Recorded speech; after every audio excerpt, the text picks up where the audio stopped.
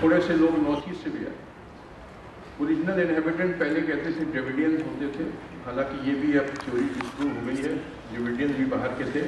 और अब ये जो साबित हो गया कि जो ओरिजिनल इनहेबिटेंट्स इस मुल्क के थे वो प्री ड्रेविडियन ट्राइबल्स थे, जो आदिवासी जिनको हम कहते हैं, जिनको हम लोग हमारे पुरखों ने जंगलों में ढकेल दिया। ये भील, गोंड, सांथाल, टोडास, ये 7-8% ही रह गए इस मुल्क में। हम लोग 92-93% लोग, हम लोग तकरीबन सभी लोग के पुरखे बाहर से आए। इसीलिए इतनी डाइवर्सिटी है, क्योंकि जो लोग बाहर से आते थे अपनी ज़ुबान, अपना मज़हब, अपना तौर तरीके लेके आते थे, तो इसलिए हिंदुस्तान में बड़ी डाइवर्सिटी। आप हिंदुस्तान को कंपेयर करिए चाइना से। हमारी आबादी 120 करोड़ है, चाइना की आबादी 130 करोड़, 10 करोड़ ज़्यादा है, और उनका लैंड एरिया 2-2.5 गुना ज़्यादा है हिंदुस्तान से। मगर चाइना में ब्रॉड होमोजेनिटी है, एब्सोल्यूट होमोजेनिटी नहीं, ब्रॉड होमोजेनिटी, यानी कि सारे चाइनीज़ की मंगोलॉइड फेस शक्ल, उनकी मंगोलियन शक्ल है, सब चाइनीज़ की। उनकी एक कॉमन रिटन स्क्रिप्ट है जिसको कहते हैं मैंडरिन चाइनीज़, सारे चाइनीज़ के, हालांकि स्पोकन डायलेक्ट्स फर्क है। और 95% चाइनीज़ एक नस्ल के हैं जिसको कहते हैं हान, HAN। हमारे यहाँ डाइवर्सिटी बहुत है, क्योंकि it is a country of immigrants, बाहर से हमारे पुरखे आए थे। तो इसलिए एक ही पॉलिसी चल सकती है इस मुल्क में, और वो है सेक्युलरिज्म और सबको बराबर इज्जत दो, वरना ये मुल्क एक दिन नहीं चल सकता। इतनी डाइवर्सिटी आप में और वो नागालैंड के लड़के में क्या कॉमन है? आपका मंगोलॉइड, आपका कॉकेशियन भी फेस है, उसका मंगोलॉइड फेस है। आप हिंदू मुस्लिम है, वो क्रिश्चियन है। आप ये प्लेन्स पे रहते हैं, वो पहाड़ों में रहता है, उसके तौर तरीके फ़र्क, उसकी फूड हैबिट्स फ़र्क, उसके ड्रेस फ़र्क। ये देखिए, ये जो मुल्क है हिंदुस्तान, इसका जो क्रिएटर था मॉडर्न इंडिया का, ये शहंशाह अकबर था। Akbar is the creator of modern India. जो आजकल आप लोग हैं, समझ लीजिए ये अकबर की देन है। वो आदमी का जो उसका विजन था, उसने जो पॉलिसी चलाई उसका नाम था सुलह-ए-कुल, यानी universal toleration of all religions. सब मजहबों को बराबर इज्जत दी जाएगी। उसके वाइस पोस्ट पे हिंदूज थे, मुस्लिम भी थे, मगर हिंदू भी थे जो पहले नहीं हुआ करते थे। यानी फाइनेंस मिनिस्टर टोडरमल था, पूरा मुगल एम्पायर का फाइनेंस मिनिस्टर। जैसे आज आपके फाइनेंस मिनिस्टर हैं प्रणब मुखर्जी साहब, he was the Todermal was the Pranab Mukherjee of those times। राजा बीरबल, मान सिंह जनरल्स थे आर्मी के। सबको बराबर इज्जत देना, क्योंकि उसने रियलाइज किया कि ये कंट्री है इमिग्रेंट्स की, यहाँ डाइवर्सिटी बहुत है। तो अकबर अपने मैंने 1542 में पैदा हुआ था और 1605 में मर गया। और उस वक्त जब उसने सुलह-ए-कुल की पॉलिसी चलाई, यानी सब मजहबों को बराबर इज्जत दी जाएगी, उस वक्त यूरोप में कत्लेआम हो रहा था मजहब के नाम पे। कैथोलिक्स प्रोटेस्टेंट को मार डालते थे, सारे बीवी बच्चों औरतों को तक को मार डालते थे, और प्रोटेस्टेंट कैथोलिक के साथ यही करते थे जहाँ मौका मिला।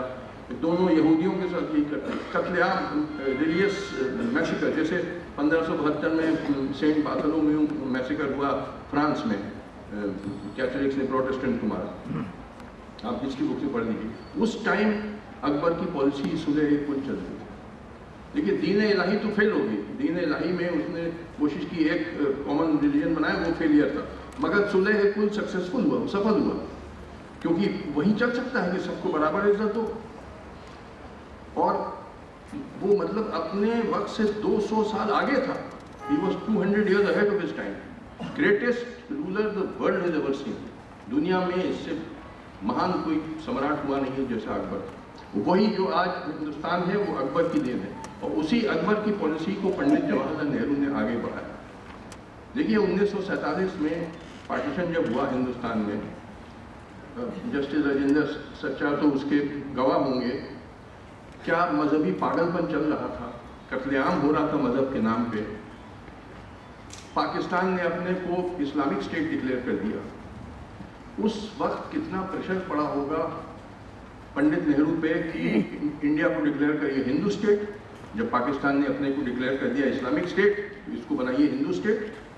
मगर उस प्रेशर को रेजिस्ट करना और अपना दिमाग ठंडा रखना, ये बड़ा भारी अचीवमेंट था पंडित नेहरू और उनके कोलीग्स का। और उन्होंने कहा कि नहीं, ये हिंदू स्टेट नहीं होगा, ये सेकुलर स्टेट होगा। ये बड़ा भारी अचीवमेंट था। देखिए, जब मजहबी पागलपन चल रहा है, पैशन इन्फ्लेम हो जाते हैं, तो अपना दिमाग ठंडा रखना आसान नहीं होता है। मगर ये उनकी महानता थी कि उन्होंने कहा नहीं, ये इतनी डाइवर्सिटी, ये सेकुलर स्टेट, और संविधान में, कॉन्स्टिट्यूशन में प्रोवाइड किया कि सबको इक्वल रिस्पेक्ट दी जाएगी, और ये सेकुलर स्टेट।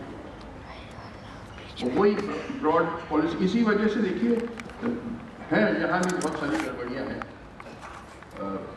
जस्टिस राजेंद्र सच्चार ने बताई है। मगर रिलेटिव स्टेबिलिटी है हिंदुस्तान में एज कम्पेयर टू पाकिस्तान। वहाँ क्या हो रहा है, आपका बच्चा स्कूल गया, न जाने जिंदा लौटेगा भी कि नहीं, बम फट रहे हैं, गोलियां चल रही हैं। आपको सेक्युलरिज्म रखना पड़ेगा, वरना चल नहीं सकता है। ये कंट्री में डाइवर्सिटी इतनी है कि you have to have secularism. वो मजहब के नाम पे आप मुल्क बनाएंगे तो फिर आप अपना ही मतलब जड़ खोद रहे हैं, क्योंकि डाइवर्सिटी आपको रखना पड़ेगा, सबको बराबर इज्जत देनी पड़ेगी। और ये ग्रेटनेस था पंडित नेहरू और उनके कोलीग्स का कि उन्होंने कहा कि सबको बराबर इज्जत दी जाए। देखिए, 1857 के पहले कोई कम्युनल प्रॉब्लम हिंदुस्तान में नहीं था। 1857 के पहले जो मुगल रूलर्स थे सब सेकुलर थे, जो लोकल मुस्लिम रूलर्स थे उनकी 80-90% जनता हिंदू थी। अगर वो मंदिर तोड़ते तो रोज बगावत होती, बवाल होता। कोई राजा नहीं चाहता है कि बगावत हो, बवाल हमारे, सब चैन से रहना चाहते हैं।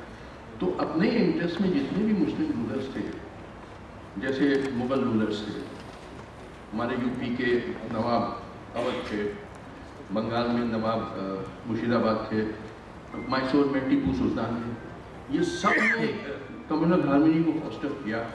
इन्होंने ग्रांट्स, हिंदू टेम्पल्स के लिए ग्रांट्स देते थे, उसके दस्तावेज सब अवेलेबल हैं। नवाब अवध रामलीला ऑर्गेनाइज कराते थे। उस टाइम की मुस्लिम होली दिवाली खेलते थे और हिंदू ईद मनाते थे और मुहर्रम में भी शिरकत करते थे। ये साझा तहरीर थी। 1857 के बाद जो बगावत हुई, हिंदू मुस्लिम एक साथ मिलकर अंग्रेजों से लड़े, उस म्यूटनी को जब दबा दिया अंग्रेजों ने, तब उन्होंने तय किया कि एक ही तरीका है इस मुल्क पर हुकूमत करने का, वो है डिवाइड एंड रूल। हिंदू मुसलमानों को लड़वाना है, वरना हम चला नहीं सकेंगे इसको। सारे कम्युनल राइट शुरू होते हैं 1857 के बाद। वो क्या होता था, अंग्रेज कलेक्टर को बुलाता था पंडित जी को, चुपके से पैसा देता था, कल से तुम मुसलमानों के खिलाफ बोलना शुरू करो। और इसी तरह रात को मौलवी साहब को बुलाता था, चुपके से पैसा देता था कि कल से तुम हिंदुओं के खिलाफ बोलना शुरू करो। और ये जहर बोते बोते बोते 1947 का बंटवारा हुआ। ये सब बिल्कुल आर्टिफिशियली क्रिएटेड कम्युनलिज्म था। यहाँ कोई प्रॉब्लम नहीं था 1857 के पहले। और आज भी कुछ तत्व लगे हुए हैं कि हम लोगों को लड़वा देंगे। तो ये सब बातें हम लोगों को समझना चाहिए और बहुत ज़रूरी है। जैसे जस्टिस राजेंद्र सच्चार ने कहा कि हमको अगर तरक्की करनी है तो हमको एकजुट रहना है, आपस में मेल भाव होना चाहिए, अच्छे रिलेशन। डाइवर्सिटी तो होती है हर जगह, आपके 2 बच्चे हैं उनमें डाइवर्सिटी नहीं होगी, फ़र्क के होते हैं। तो डाइवर्सिटी से में कोई बुरी चीज़ नहीं है, मगर दुश्मनी नहीं होनी चाहिए, मेल भाव होना चाहिए। तो इन्हीं लफ्ज़ों के साथ मैं यही अपनी तकरीर ख़त्म करता हूँ। शुक्रिया।